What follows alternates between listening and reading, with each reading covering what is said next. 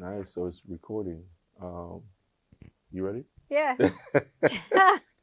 He said to pretend the cameras are not here, right? Right. Okay. So I'm gonna hit this camera. All right. 3, 2, 1.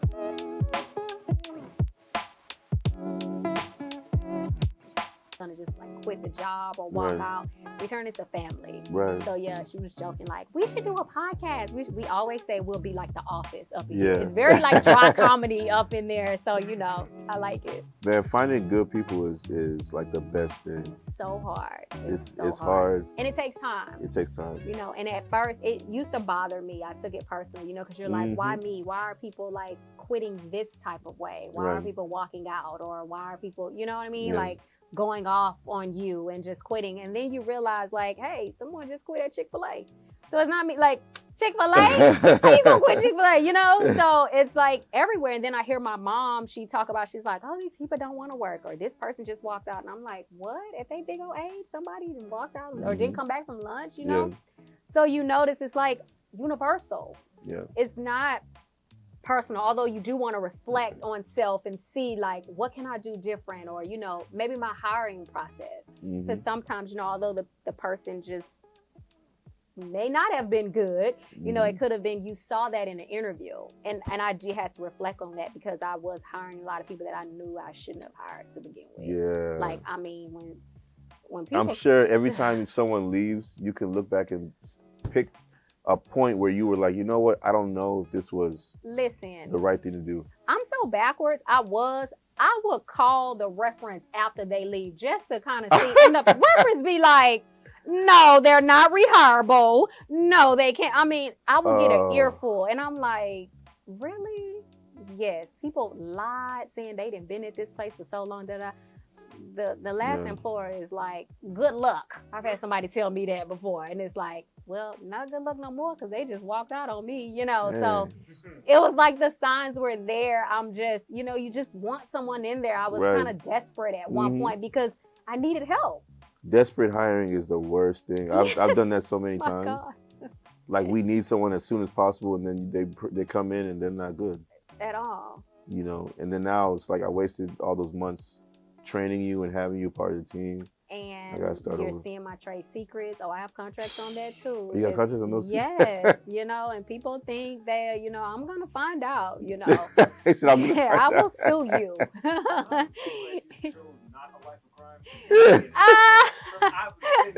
The way she got contracts, the way she got the detailed methodology, I'm just like, if you chose the nefarious lifestyle, nobody can stop you. Listen.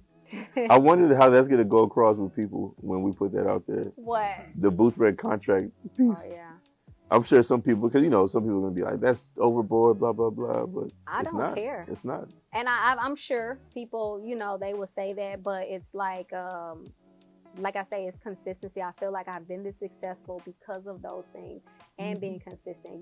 What's that quote everyone's saying now online, like, oh, price is going up and all that. It's like, my price has been up because and my actions match that. The thing is, people, the part that goes with that is, your prices can't go up and you're not producing, that good customer service. My prices are what they are. I can charge people the full amount of $399 facial if you miss your appointment and not get any kickback from that because we're there every day like we say we are. You don't walk up to my place and it's a sign on the door saying, we're not there.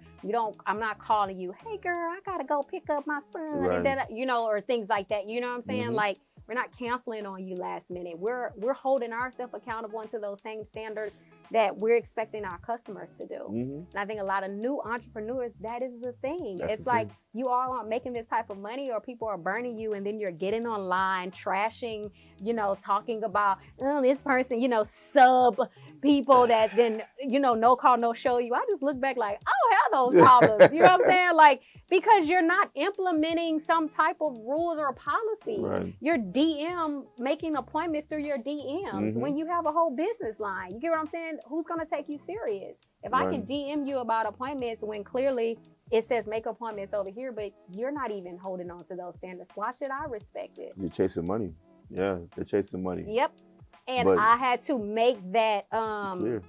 make that clear and make that decision. So it's hard. It really is hard because you will lose some, but I have a certain type of clientele to where it makes up for that. I have to tell this story. Wait, I had a client, and I never say this to flex. I've told this before because it should be for inspiration, just to show behind the scenes. And this has happened, I would say about 3 times. So I had a client, no call, no showed. The card declined.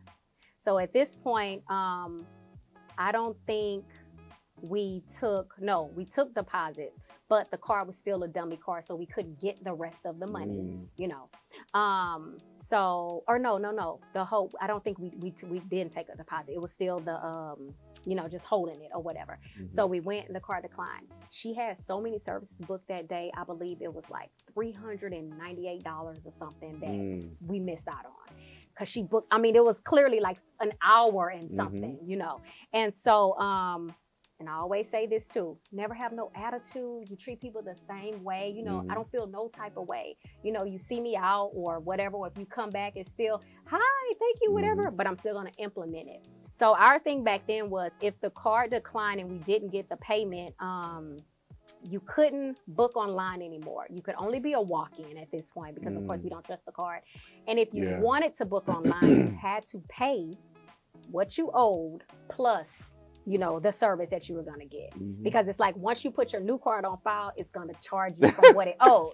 That was the thing, But here's the thing. We would say, but you don't have to pay it. But so here's the thing when it's, okay, so say you walked in or whatever, and then, you're about to leave and you want to rebook. And so you want to be, I'm like, okay, Ephraim, so, I see here that you owe a balance. Did you want to go ahead and take care of that? Because if we take your card to rebook you for next time, we're going to have to charge that. And then you're like, how much? I'm like, $398. And like, nah, I don't want to do that. Okay, not a problem. So you can just be a walk-in next time for your appointment. Thank you so much. Have a great weekend. Don't treat anyone different, whatever. You know what I'm saying? The policies are there. I gave you the information. It'll get taken care of. If it never gets taken care of, you still coming back. You still being a walk-in. You see what I'm saying? So this particular client, she called, wanted to book an appointment. We told her the deal. She didn't want to pay it. So she said she'll walk in. She walked in, nice, did the services. When she was leaving and getting checked out, told her the same thing. We see here that you owe, you wanted to rebook. She said, I'll take care of that. She paid like 8 something that day. Paid that balance and paid. She said, I owe it, so I'm paying it. I've had that happen. Several times when people paid it. And I said, that's a respect thing. That's a respect thing for the business.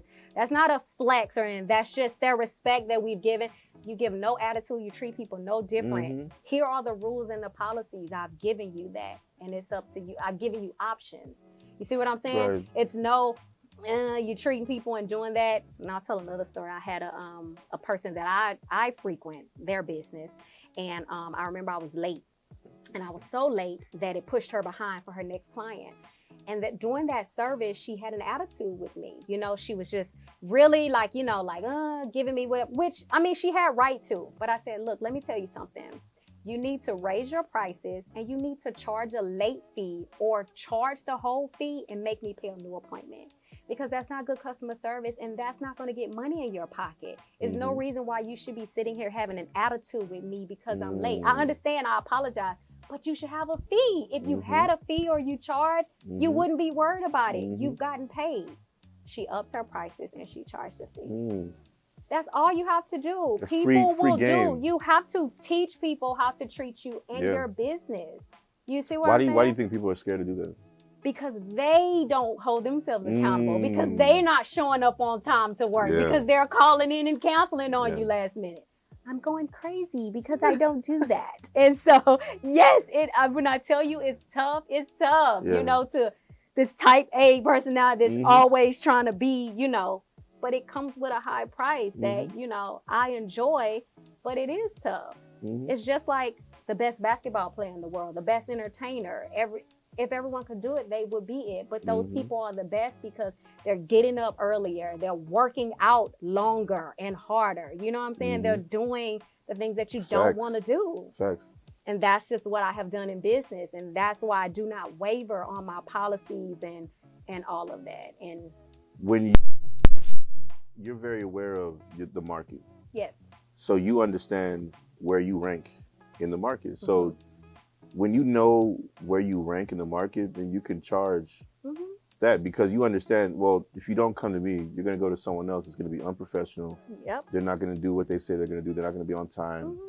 So I'm quality. So I shouldn't be charging the same price that they charge. I should be charging more.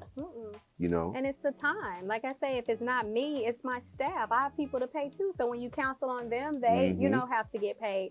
And shoot, it didn't happen to me before. I remember my husband and I, we were, Lord Jesus, we had an appointment at the Fontainebleau Spa in Miami, and he put the wrong address in and sent us somewhere else to some other hotel. How?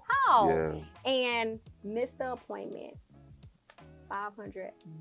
Did they hit you? That was charged on the credit card. You know, I was screaming in that car. I said, you know, we ain't just giving up money. Like, you know the policy. Come on, I do this. How you gonna do that? But what we didn't do. You got the cameraman talking. Look at that. Man. But what we didn't do was call and give those people a hard time. It is what it is. That was our mistake. So sometimes you have to eat that. Nobody wants. I am the ultimate consumer. Now, I will drive wherever for good food, for good service, you know, whatever. I will, you know, patronize a business. So, and I don't give people a hard time for their policies. I am late. I ain't gonna lie. You know, I do be late. I do. But I always tell people, you know, add some type of fee in there. Charge it. Don't be afraid of that, because I don't want no attitude. See, people are scared that if they charge a fee, the person's not going to come back. I got to tell a story too, and my wife's going to hate this, but she used to go to a hairstylist that would charge like a lay fee. And the hairstylist would always, I mean, the hairstylist probably shouldn't have said all this, but she would always talk about how she's just doing this for fun. Like she has a husband that takes care of her or whatnot. But I think it was probably to prove a point, like, hey, you know, but she ended up leaving, right? Because she understands that she's not always on time. she needs somebody that can accommodate that or whatnot. Right. Otherwise, it's going to be a lot more or whatnot. But yeah, I mean, I respected her hairstylist for doing that. My barber does that too. He charges a late fee. So I make sure, I think he gives you a 10-minute window, and then it's a late fee. I make sure I get there before the 10-minute window. And I'm a late person at times too, but I'm going to make sure I get there on time. Shout out to Reggie. It's good. It's good. This is good.